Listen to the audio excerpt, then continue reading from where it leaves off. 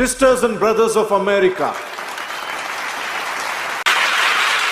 Sisters and brothers of America, बस इन्हीं 5 शब्दों ने parliament of the world's religions के लिए आए 7,000 लोगों को खड़े होकर 2 मिनट तक तालियां बजाने पर मजबूर कर दिया, जिसका शोर आज भी स्वामी विवेकानंद के ज्ञान और आदर्शों की गवाही देता है। वही स्वामी विवेकानंद जिन्होंने अंग्रेजों की गुलामी की जंजीरों में बंधे हिंदुस्तान के युवा पीढ़ी को कहा था कि उठो, जागो और तब तक नहीं रुको जब तक तुम अपनी मंजिल को हासिल ना कर लो।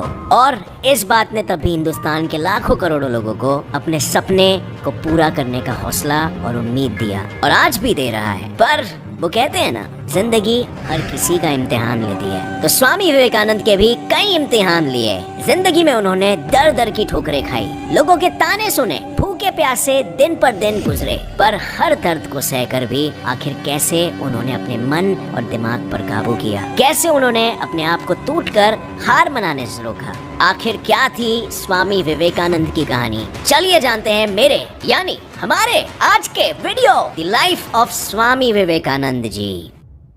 Number 1, the beginning. 12 जनवरी 1863 में भारत की मिट्टी में वो जन्मे जिसने हमारे भारत की मिट्टी की, हमारे गौरव के इतिहास की, हमारे वेदों पुराणों की खुशबू दुनिया के आसमान तक पहुंचाई थी। और ये कोई और नहीं, स्वामी विवेकानंद थे, जिन्होंने कलकत्ता के बंगाली परिवार में जन्म लिया था। लेकिन इनके पिता विश्वनाथ दत्ता और माँ भुवनेश्वरी देवी ने बालपन में इनका नाम नरेंद्र नाथ दत्ता रखा था, और सब इन्हें प्यार से नरेन बुलाते थे। और नरेन के इस परिवार को किसी चीज की कोई कमी नहीं थी, क्योंकि जहाँ नरेन की माँ एक धार्मिक औरत होने के साथ साथ एक अच्छी बीवी का धर्म निभाती थी और घर की सारी जिम्मेदारियों को पूरा करती थी, वहीं नरेन के पिता कलकत्ता के एक हाई कोर्ट में अटॉर्नी थे। और नरेन के दादाजी भी, जो संस्कृत और पर्शियन के महाज्ञानी थे, वो 25 साल की उम्र में ही अपने परिवार को छोड़कर साधु संत वाली जीवनी अपना चुके थे। यानी आध्यात्मिकता का और ज्ञान दोनों का ही नरेन के साथ संबंध उनके स्वामी विवेकानंद बनने से पहले ही जुड़ चुका था। और शायद यही वो वजह थी, नरेन को बचपन से ही आध्यात्मिक चीजों में ही और नए नए चीजों को सीखने समझने में रुचि थी। उन्होंने अपने माता पिता से दूसरों को समझना, उनसे प्यार करना, उनकी मदद करना सीखा था। पर अमीरी गरीबी और हिंदू मुस्लिम का भेद उन्हें समझ नहीं आता था। जैसे एक बार नरेन ने अपने पिता के ऑफिस में रखे हिंदू के लिए अलग और मुसलमान के लिए अलग 2 सिगार के बॉक्स में एक एक करके सिगार निकाली और बारी बारी उन्हें पिया। अपने छोटे से बच्चे को ऐसा करते देख उनके पिता उन्हें कुछ कहते, इससे पहले नरेन बोले, मुझे तो हिंदू और मुस्लिम दोनों के सिगार एक जैसे ही लगे। जिसे सुनकर नरेन के पिता अपने बच्चे की सूझबूझ के आगे कुछ नहीं कह पाए। Number 2, conflict between education and spirituality. अब अपने सच्चे मन की सच्ची सोच को लेकर नरेन ने सन 1871 में 8 साल की उम्र में मेट्रोपॉलिटन इंस्टीट्यूशन में पढ़ाई करने के लिए दाखिला लिया, और फिर सन 1879 में उन्होंने प्रेसिडेंसी कॉलेज में अपनी पढ़ाई को जारी रखी। और बचपन से ही नरेन म्यूजिक और पढ़ाई में बहुत ही अच्छे रहे थे। यही नहीं, इन दोनों ही जगह नरेन को खुले विचारों को समझने और समझाने वाले लोग मिले, उनकी संगत मिली। जैसे मेट्रोपॉलिटन इंस्टीट्यूशन में जब नरेन पढ़ रहे थे तो वहाँ के हेड ईश्वर चंद्र विद्यासागर थे, वही इंसान जिन्होंने उस दौर में विधवाओं को दूसरी शादी करने की आजादी दिलवाई थी। लेकिन यही नहीं, अपनी सोच के दायरे को और बढ़ाने के लिए स्वामी विवेकानंद को किताबें पढ़ना बहुत पसंद था। एक तरफ वो रिलीजियन, हिस्ट्री, गीता, रामायण जैसी किताबों को पढ़ रहे थे, और दूसरी तरफ वो David Hume, Johan Gottlieb feast और हर्बर्ट स्पेंसर की वेस्टर्न फिलॉसफी, हिस्ट्री और स्पिरिचुअलिटी की किताब भी पढ़ते थे, जिसके चलते उनके मन में भगवान को लेकर बहुत से सवाल उठने लगे। और शायद यही वजह थी वो अलग अलग मिशन और समाज में जुड़ रहे थे। जैसे केशव चंद्र सेन के नवा विधान, जिसका ये कहना था कि हर एक धर्म सच्चा है। ब्रह्मो समाज मिशन, जिसका ये मानना था कि अंधविश्वास में नहीं, अपनी सोच पर विश्वास करो, एक भगवान को मानो और पूरे विश्व में सहनशीलता और भाईचारा फैलाओ। और तो और फ्री मेसनरी और वेस्टर्न ईसोटेरिसिज्म यानी वेस्टर्न आध्यात्मिकता के मिशन में भी उन्होंने भाग लिया था। पर पढ़ाई के साथ साथ अपने उलझे मन के अनसुलझे सारे आध्यात्मिक सवालों का जवाब तो उन्हें श्री रामकृष्ण परमहंस से मिलने के बाद ही मालूम हुआ।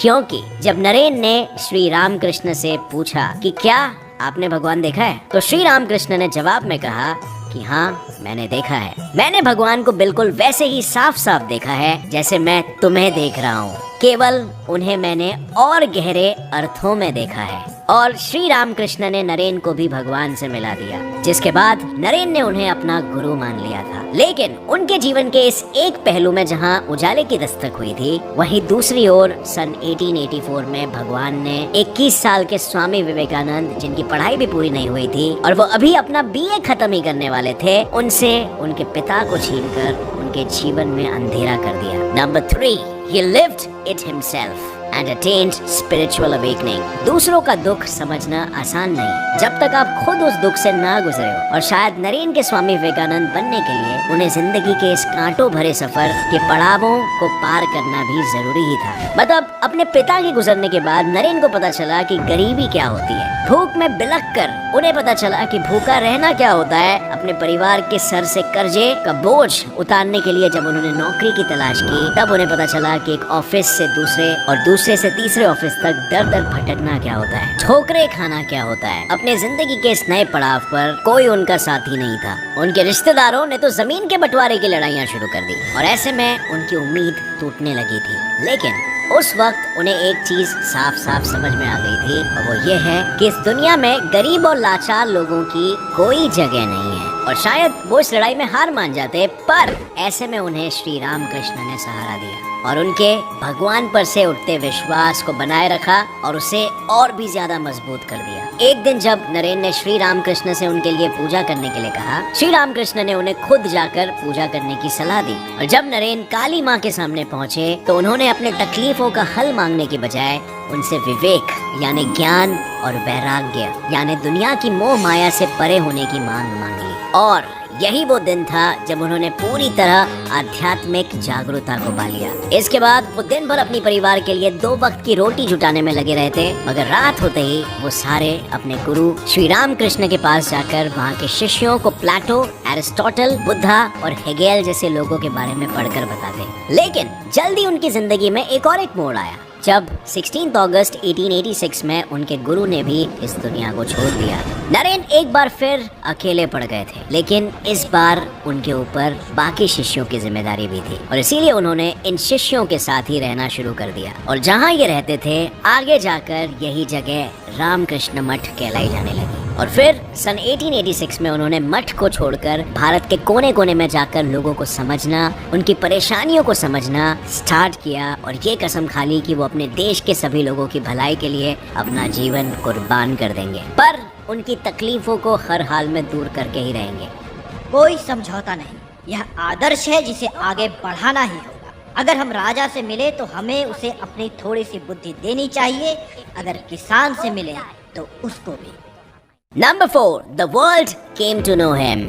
और इसी तरह 5 साल लोगों के लिए अपनी जिंदगी का कीमती समय देते हुए, लोगों की मदद करते हुए कैसे बीता खुद स्वामी विवेकानंद को भी नहीं पता। जिसके बाद एक दिन उन्हें शिकागो में होने वाले वर्ल्ड्स कोलंबियन एक्सपोजिशन के पार्लियामेंट ऑफ रिलीजियंस के बारे में पता चला और स्वामी विवेकानंद ने वहां जाकर भारत को, हिंदुत्व को और अपने गुरु श्री रामकृष्ण की फिलॉसफीज को, उनके वेदांता को लोगों के बीच रिप्रेजेंट करने के बारे में सोचा। वेदांत के सार को हम इस एक लाइन अहम ब्रह्मास्मि त्वं च से समझ सकते हैं, जिसका मतलब यही है कि भगवान और इंसान एक ही है। जैसे हिंदुइज्म, इस्लाम या क्रिश्चियनिटी जैसे धर्मों में गॉड सेंटर्ड अप्रोच होता है, हम भगवान को ढूंढते हैं, उनकी पूजा करते हैं, पर वहीं बुद्धिज्म और जैनिज्म जैसे धर्मों में भगवान को ढूंढने की बजाय खुद के अंदर छिपे सच को ढूंढा जाता है, यानी ये ह्यूमन सेंटर्ड अप्रोच होता है। और वेदांता वही धर्म है जो इन दोनों को, गॉड सेंटर्ड अप्रोच को और ह्यूमन सेंटर्ड अप्रोच को एक कर देता है। यानी जब हम भगवान को ढूंढते हैं तो हमें आखिर में हमारे अंदर का सच मिलता है, और जब हम हमारे अंदर का सच ढूंढते हैं तो हमें भगवान मिल जाते हैं, क्योंकि दोनों तो एक ही है। और यही समझाने स्वामी विवेकानंद 31 मई 1893 के दिन शिकागो के लिए निकले, जिसके लिए उनके शिष्यों ने जैसे तैसे पैसे जुटाए थे। और पता है, इसी समय स्वामी विवेकानंद को अपना ये नाम मिला था जो उन्हें खेतरी के महाराजा अजीत सिंह ने दिया था, जिसका संस्कृत में मतलब होता है विवेक यानी ज्ञान और आनंद यानी कि सुख। और इसके पहले स्वामी विवेकानंद अपने आप को सच्चिदानंद बुलाया करते थे। अब बात करते हैं उनके शिकागो के सफर पर, जो जापान, चाइना, कनाडा से होते हुए और फिर कई लोगों के उनके स्पीच ना दे पाने की कोशिशों का सामना करने के बाद 11 सितंबर 1893 में पार्लियामेंट ऑफ रिलीजियंस के मंच पर जाकर खत्म हुआ। और जब उन्होंने मेरे अमरीकी भाइयों और बहनों कहकर अपने स्पीच की शुरुआत की, sisters and brothers of America, तो वहाँ मौजूद 7,000 लोगों ने उन्हें 2 मिनट तक स्टैंडिंग ओवेशन दिया और तालियां बजाते रहे। उन्होंने वहाँ वेदांत के सिद्धांतों और हिंदुत्व के बारे में लोगों को बताया। उस जमाने के द न्यूयॉर्क क्रिटिक पेपर में स्वामी विवेकानंद की स्पीच के बारे में कुछ इस तरह लिखा हुआ था। कई लोगों ने बहुत अच्छा भाषण दिया, लेकिन एक हिंदू साधु जैसा कोई नहीं बोल सका। उन्होंने ये भी लिखा कि वो उनका पूरा भाषण छाप रहे हैं, लेकिन जो असर वहाँ मौजूद लोगों पर हुआ था उसे शब्दों में बयां कर पाना असंभव है। और स्वामी विवेकानंद के इस भाषण के बाद वो रुके नहीं। उन्होंने अगले 4 सालों तक यूएस और यूके में अपनी फिलॉसफी, अपने बिलीफ्स पर भाषण दिए और लोगों को जागरूक करने की कोशिशें की। इसी दौरान उन्होंने वेदांत सोसाइटी ऑफ न्यूयॉर्क की भी स्थापना की थी। और इसके बाद जब 1897 में वो भारत लौटे तो उन्हें भारत के लोगों का प्यार और सत्कार दोनों ही मिला। कैलकाटा तक कई भाषण देते हुए पहुंचने के बाद स्वामी विवेकानंद ने 1 मई 1897 को बेलूर मठ के पास रामकृष्ण मिशन की शुरुआत की, जिसका एकमात्र उद्देश्य यही था लोगों को कर्म योग के आदर्शों पर जीना सिखाए और उनकी मदद की जाए। इसे समझाने के लिए स्वामी विवेकानंद ये भी कहते थे कि तुम फुटबॉल खेलकर स्वर्ग के ज्यादा निकट होगे बजाय गीता के अध्ययन करने के। मतलब ये नहीं कि वो गीता को पढ़ने से मना कर रहे थे, असल में उनका मानना ये था कि सिर्फ गीता को रटने से कुछ नहीं होगा। अगर उसकी जगह तुम फुटबॉल खेलते हो तो तुम कर्म करते हो, और कर्म करना सिर्फ गीता रटने से बेहतर होता है। इसके अलावा छूअछूत को खत्म करना और इंटरकास्ट मैरिज को भी उन्होंने उतना ही सपोर्ट दिया जितना उन्होंने अपने देश के नवयुवाओं को आगे बढ़ने के लिए और कुछ कर दिखाने के लिए किया। लेकिन इस सब के बीच एक बुरी खबर आई जब 39 इयर्स की उम्र में उन्हें ये पता चला कि उन्हें अस्थमा हो गया है, और ऐसे में उनकी सेहत दिन ब दिन खराब होने लगी। बेलूर मठ में रहते हुए उन्हें इस बात का एहसास हो गया कि वो 40 साल तक भी शायद नहीं जी पाएंगे। इसी के चलते उन्होंने अपने मठ के बड़े साधु को ये बता दिया कि उन्हें अपना अंतिम संस्कार उसी मठ के जमीन में करवाना है। सभी लोग उनके लिए बहुत ही दुखी थे, पर होनी को कौन टाल सकता था। और बस देखते ही देखते 4 जुलाई 1902 में स्वामी विवेकानंद जी इस दुनिया से चले गए। कुछ पीछे छोड़ गए तो वो थे उनके सिखाए आदर्श, जो आज भी भारत के लोगों के दिलों में जिंदा है और आज भी लोगों को एक बेहतर कल, एक बेहतर जीवन और एक बेहतर इंसान बनने की प्रेरणा दे रहा है। एपीजे अब्दुल कलाम ने स्वामी विवेकानंद के बारे में एक स्पीच में कहा था कि स्वामी विवेकानंद का कहना था कि मेरा नाम बड़ा नहीं होना चाहिए, मेरे विचारों को मैं बड़ा बनाना चाहता हूँ, जिससे लोग इसे समझे और इसका पालन करके एक सुखी जीवन बिताए। ऐसे थे स्वामी विवेकानंद, जिन्होंने दुनिया के नक्शे पर हिंदुत्व का झंडा लहराया और अंतिम समय तक ये लोगों की सेवा ही करते रहे। अब फ्रेंड्स, अगर आपको भी इनके लाइफ से कुछ नया सीखने मिला है तो एक लाइक जरूर ठोकना। ऐसे ही इंटरेस्टिंग वीडियोस अगर आप आगे भी देखना चाहोगे तो अभी सब्सक्राइब कर लो हमारे channel gets it life fact को, और बेल नोटिफिकेशन ऑन कर लेना, ऑलवेज का ऑप्शन ऑन करके, ताकि आगे आने वाली हमारी कोई भी वीडियो की अपडेट आप मिस ना कर सको। With that said, as always, stay curious, keep learning and keep growing. जय हिंद।